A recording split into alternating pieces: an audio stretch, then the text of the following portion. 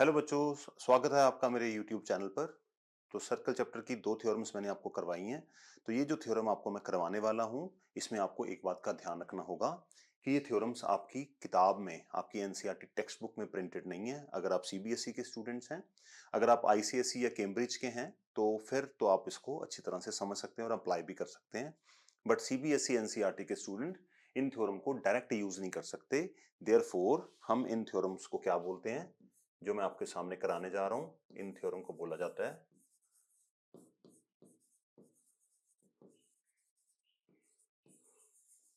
Illegal theorems. Illegal का मतलब क्या है कि आप इन थ्योरम को समझ सकते हैं, क्वेश्चन को सॉल्व करने में ये आपकी हेल्प करेंगी, खास करके मल्टीपल चॉइस क्वेश्चंस को। बट आप सब्जेक्टिव क्वेश्चन में इन थ्योरम को अप्लाई नहीं कर सकते डायरेक्टली, आपको प्रूव करना पड़ेगा। सिर्फ ऑब्जर्वेशन बनाइए, जितनी ज्यादा ऑब्जर्वेशंस अच्छी होंगी आपकी, आप क्वेश्चन को उतनी जल्दी पकड़ पाएंगे। ओके, चलिए देखिए रहा क्या कहना चाह रहा हूं। अब ये वही थ्योरम है जिसमें हमने ये प्रूव किया था कि एक्सटर्नल पॉइंट से अगर हम सर्कल के ऊपर दो टेंजेंट्स ड्रॉ करते हैं तो वो टेंजेंट इक्वल होती हैं। ठीक है, अब इसमें बाकी आगे के क्या ऑब्जर्वेशंस हमारे पास हो सकती हैं, ट्राई एंड अंडरस्टैंड। आप इन थ्योरम्स को एग्जैक्टली एग्जाम में यूज नहीं कर सकते।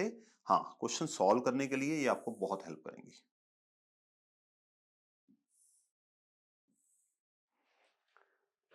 ठीक है जी, तो यहाँ पे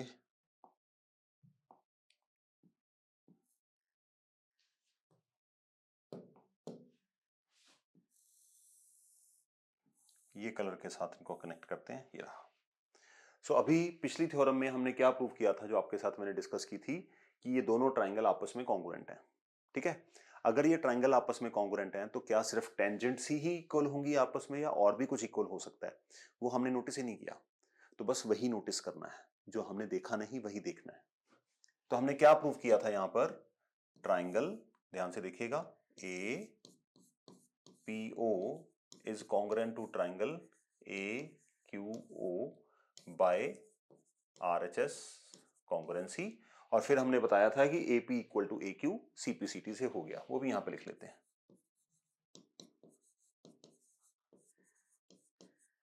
ठीक है जी, tangents from external point to circle are equal. अब आगे देखिए क्या है, इस चीज को पढ़ते हैं। If two tangents are drawn from an external point, तब क्या होगा? एक तो टेंजेंट्स इक्वल होंगी, ये हम ऑलरेडी डिस्कस कर चुके हैं। एंड फर्दर ध्यान से सुनना, they subtend equal angles at the centre. तो वो जो टेंजेंट्स हैं वो सेंटर पे इक्वल एंगल्स बनाएंगी। आप ध्यान से नोटिस करना जरा, अब क्या होने वाला है।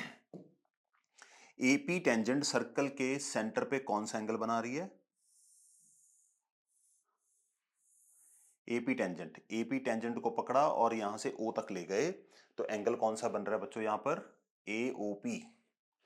तो इसका मतलब ये एंगल और ये एंगल, ये दोनों तो आपस में इक्वल ही हैं। क्यों है? क्योंकि ट्राइंगल कॉन्ग्रुएंट है।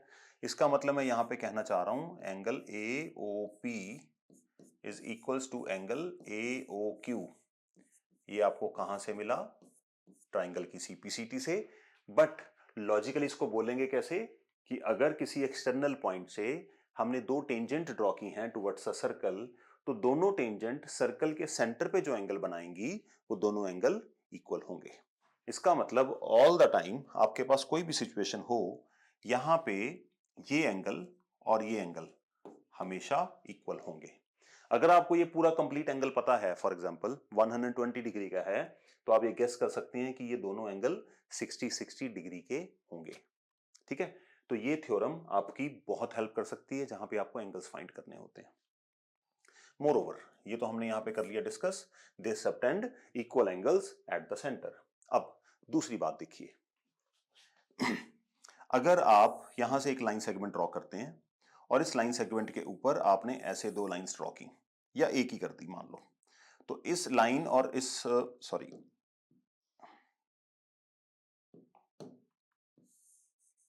आपने इस लाइन के ऊपर ये एक रे स्टैंड अप कर दी यहां पर, और इसके बीच में ये जो एंगल बन रहा है, ये एंगल मान लो थीटा है। तो मैं यहां पे क्या बोलूंगा साइंटिफिक टर्म में, कि इस लाइन और इस लाइन के बीच की जो इंक्लिनेशन है, इनके बीच का जो एंगल है, उसी को ਆਪਾਂ क्या बोलते हैं? इंक्लिनेशन। इस लाइन और इस लाइन के बीच में जो इंक्लिनेशन है वो थीटा डिग्री है। दो लाइंस के बीच में झुकाव कितना है, ढलान कितनी है, उसको हम इंक्लिनेशन भी बोल देते हैं। ओके, सो यहां पर अगर आप देखेंगे ओ ए एक लाइन है, ए पी और ए क्यू उसके ऊपर दो लाइंस हैं जो उसके ऊपर झुकी हुई हैं, विच आर टिल्टेड टुवर्ड्स ओ ए।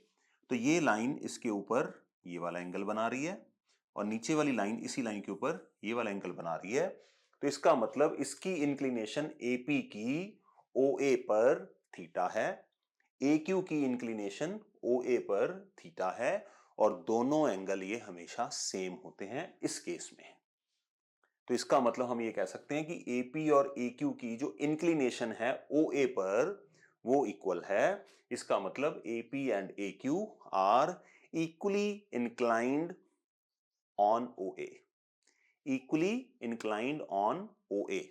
तो इसका मतलब देखिए अगली पढ़िए, थ्योरम क्या कहती है, टेंजेंट्स आर इक्वली इंक्लाइंड किसके साथ, लाइन सेगमेंट। कौन सी लाइन सेगमेंट, जो ज्वाइन कर रही है, किसको ज्वाइन कर रही है, centre and that point. That point का मतलब ए की बात कर रही है। So O A P and A Q are equally inclined towards the line segment joining the centre and external point. इसका मतलब सरल भाषा में अगर सारा सम अप करें, सरल भाषा में मैं ये कहना चाह रहा हूं कि जब भी आपके पास दो टेंजेंट आप किसी एक्सटर्नल पॉइंट से ड्रॉ करते हैं तो आपको पता होना चाहिए कि ये दोनों ट्राइंगल कॉन्ग्रुएंट हैं, और ये टेंजेंट के जो एक्सटर्नल पॉइंट पे दो एंगल बन रहे हैं ये दोनों एंगल इक्वल होंगे, और यहां पे ये जो एंगल बन रहे हैं ये दोनों एंगल भी इक्वल होंगे by using congruency of triangle. तो जैसे ही आपके पास एंगल का क्वेश्चन आएगा, अगर आप इस चीज को थोड़ा सा पकड़ लेते हैं तो आप उस क्वेश्चन को पेन उठाने से पहले ही सॉल्व कर लेंगे, बस आपको लिख कर दिखाना होगा। ठीक है जी, तो ये थ्योरम बहुत काम आएगी आपके। तो अगर आपको ये वीडियो अच्छी लगे तो प्लीज इसको लाइक करिए और चैनल को सब्सक्राइब करिए और अपने फ्रेंड्स के साथ शेयर करना मत भूलिए। Thank you very much.